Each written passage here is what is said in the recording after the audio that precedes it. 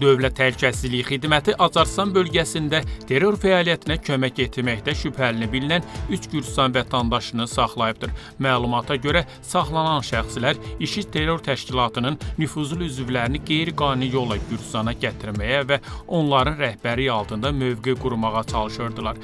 Faktla bağlı cinayət işi Gürcüstan Cinayət Məcəlləsinin 236-cı və 328-ci maddələr üzrə aparılır.